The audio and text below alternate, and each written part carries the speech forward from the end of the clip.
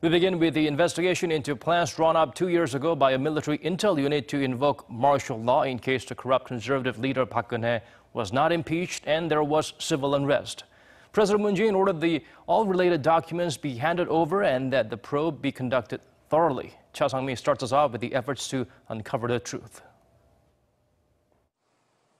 President Moon Jae-in has urged investigators to get to the bottom of controversial documents drafted by the military's intelligence unit in 2016, detailing plans to declare martial law amid the protests against then-President Park Geun-hye, who was later removed from office for corruption.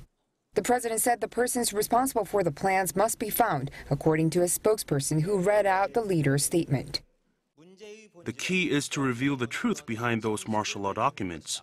We should thoroughly investigate why the documents were created and to what extent the military was willing to execute the plan. The Defense Security Command, the military's intel unit, has repeatedly clashed over the issue with Defense Minister Song Young-moo. The president was quoted as saying that those disputes have been confusing the Korean people. The issue, he said, needs to be untangled piece by piece. President Moon also stressed the need for the intel unit to be reformed, and soon again his spokesman quoting, I understand that there has already been a lot of discussion about reforming the Defense Security Command. I asked the task force on DSC reform to speed up those discussions and promptly submit a proposal.